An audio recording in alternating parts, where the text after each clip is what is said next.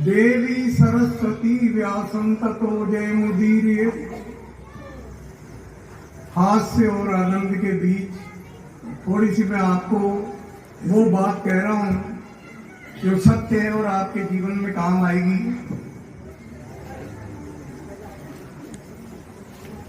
कोटा में रोज आप देखते होंगे, अखबार उठा के देखो, 5-7 कथाएं चलती बूंदी में भी चलती होगी, झालावाड़ में भी चलती होगी। पूरे भारत में मिला के कितनी कथाएं रोज हो रही है और कितने बड़े बड़े उत्सवों के आयोजन रोज हो रहे हैं, फिर भी आज और जगह की बात तो जाओ, वहां तो कथाएं नहीं होती होगी, लेकिन भारत में तो होती है। फिर भी भारत में भी भय, मरण, अकाल मृत्यु, दुर्भिक्ष, तड़पते लोग, 22 करोड़ लोगों को रोटी नहीं मिलती है 2 टाइम। ये स्थिति है इस देश की क्यों? जब इतनी कथाएं हो रही है, इतना धर्म का प्रचार हो रहा है, तो इस पृथ्वी पे तो ऐसा नहीं होना चाहिए, इस धरा पे तो नहीं होना चाहिए, इस देश में तो नहीं होना चाहिए। हो रहा है क्यों? कृष्ण भगवान से ही अपन इसको समझेंगे 5 मिनट में कि कृष्ण भगवान ने गीता के 11वें अध्याय के 5वें श्लोक में कहा,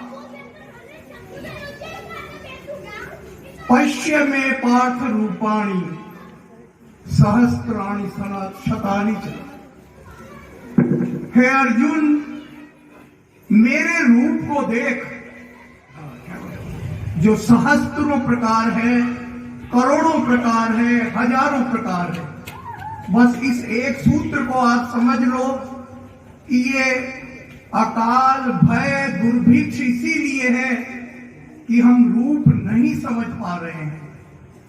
हम तो केवल 2 चीजें, एक तो मुझे देखना, एक मेरे स्वभाव यानी मेरे रूप को देखना कि मैं कैसा व्यक्ति हूं, गंदा हूं, अच्छा हूं, कुटिल हूं या व्यसनी हूं, वो है रूप, ये तो देह है। तो भगवान कृष्ण कहते हैं रूप को देख, मेरे रूपों को देखेगा तो तुझे समझ में आएगी सत्य क्या है और असत्य क्या है, और उस सत्य और असत्य के बीच जो चीज है उसी को लिखा है, अपूज्या यत्र पूजन्ते पूजा पूजा वृतिक्रमा त्रीणि तत्राणि वर्तन्ते दुर्भिक्षे अकालम भय। संसार में जिसकी पूजा होनी चाहिए, जो रूप दिखना चाहिए वो हम नहीं देख रहे हैं, और जिसकी पूजा नहीं होनी चाहिए, जो रूप नहीं भाना चाहिए वो हमें भा रहा है।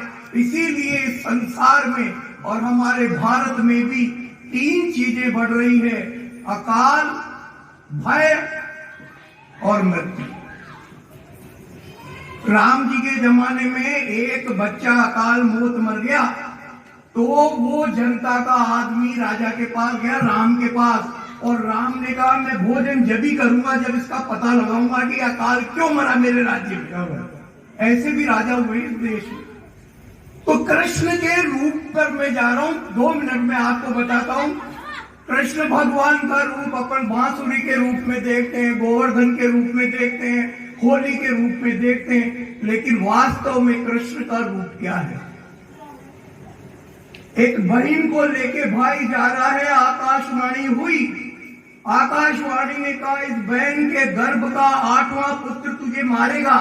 उस बहन का क्या अपराध था क्या उसका कोई अपराध? या उसको जेल में डालने से, उसके 8 बच्चों को मार देने से क्या वो आकाशवाणी झूठी हो जाएगी?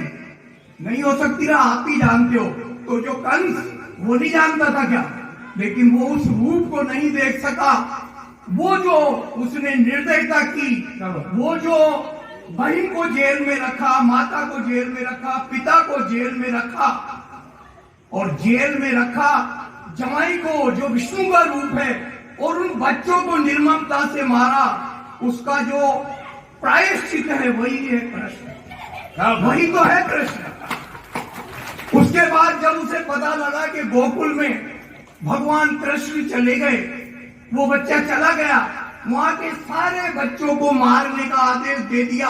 हजारों बच्चे उनकी माँ की गोद से छीन छीन के मार दिए गए। उस निर्दयता का उत्तर है भगवान श्री कृष्ण।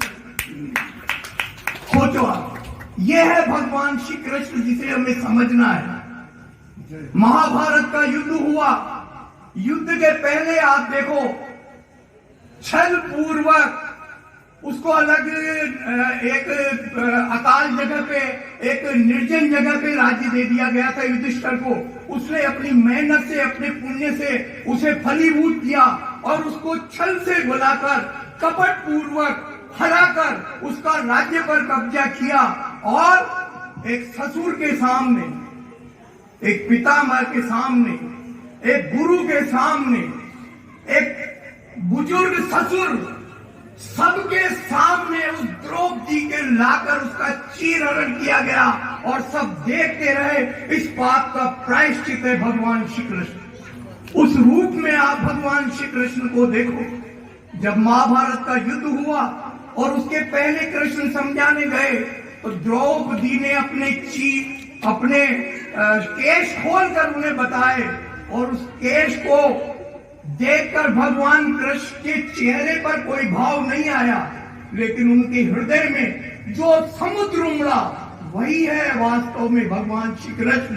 और उन भगवान श्री कृष्ण ने, जिन्होंने उस रूप में जाकर महाभारत में इतने बड़े व्यक्ति होकर करोड़ों की और या मान लो स्वर्ग से भी बड़ी संपत्ति के मालिक भगवान श्री कृष्ण, उन्होंने अर्जुन का रथ चलाया, वही रूप है भगवान श्री कृष्ण।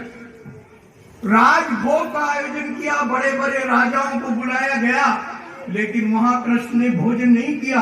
विदुर के यहाँ जाकर पत्ते खाए, वही रूप है भगवान श्री कृष्ण। यदि हम इस रूप का अनुसरण करने लगे, आज छोटे से व्यक्ति को आप देखो, कई जगह छोटे से व्यक्ति को छोटा सा पद मिल जाए, छोटा सा पद, एक पार्षद का पद, क्या है पार्षद का पद, लेकिन वो भी चाहता है मेरा सम्मान होना चाहिए, मुझे कार होनी चाहिए, मेरा बंगला होना चाहिए। ये रूप है कंस। और जब एक बहुत बड़ा व्यक्ति भी चुपचाप आगे नीचे जमीन पर बैठकर यदि कथा सुनता है, यदि भगवान के सही रूप को समझता है, तो ये रूप है भगवान श्री कृष्ण। ये आज से आप समझने की कोशिश करें कि कृष्ण क्या है और कंस क्या है। हम कंसों के पीछे दौड़ रहे हैं, हम कृष्ण को नहीं समझ पा रहे हैं, हम उसके रूप को नहीं समझ पा रहे हैं, हम उसके संदेश को नहीं समझ पा रहे हैं, क्योंकि हम दर्शन नहीं कर पा रहे हैं। हम तो केवल देख रहे हैं उनके रूप को, वो वास्तव में दर्शन क्या है। 5 साल का बच्चा माँ को छोड़कर संसार के उद्धार के लिए, इस हिंदुत्व धर्म की स्थापना के लिए, इस सनातन धर्म को आसमान तक ले जाने के लिए शंकराचार्य बन गया। वो रूप है भगवान श्री कृष्ण। उसके यदि हम दर्शन करते हैं सुबह शाम, तो इस देश में न दुर्भिक्ष होगा, न मौत होगी, न अकाल होगी। इसी रूप से आप भगवान को देखें। यदि हमारे घर में देखो आप, हम बच्चे को झूठ बोलना सिखा रहे हैं, हम बच्चे को टीवी देखना सिखा रहे हैं, हम बच्चे को गंदे बच्चों की संगत करना सिखा रहे हैं, क्योंकि हम तो हमारे काम में व्यस्त हैं, उधर तो हमारा ध्यान ही नहीं है। हम 2 मिनट अगर बच्चा रोता है, उससे कहते टीवी दिखा दे, इसको टीवी दिखा दे। अरे क्या दिखा रहे हो तुम? कंस दिखा रहे हो या कृष्ण दिखा रहे हो? यदि उनको राम दिखाओगे, यदि उनको कृष्ण दिखाओगे, तो तुम्हारे घर में न अकाल होगा, न भय होगा, न मरण होगा। और ये भगवान श्री कृष्ण की मैं आशा करूंगा आप इस रूप में भगवान श्री कृष्ण को देखेंगे और इस देश और इस धर्म का उद्धार करेंगे, इस सनातन धर्म को आगे बढ़ाएंगे। बाकी तो कितनी भी कथाएं हो जाए, कितने भी भागवत हो जाए, कितनी भी रामायण हो जाए, हम पीछे सरक रहे हैं। हम चाहे दुनिया के सामने कुछ भी तस्वीर पर पेश कर दें, लेकिन भारत पीछे सरक रहा है, पीछे सरक रहा है, पीछे सरक रहा है। हम जो जगत गुरु थे वो नीचे जा रहे हैं, नीचे जा रहे हैं। अब जोर से बोलना, और तो याद दिला दी थी ना मैंने। हाँ, अब दोबारा रिपीट नहीं करें। बोलिए हनुमान जी महाराज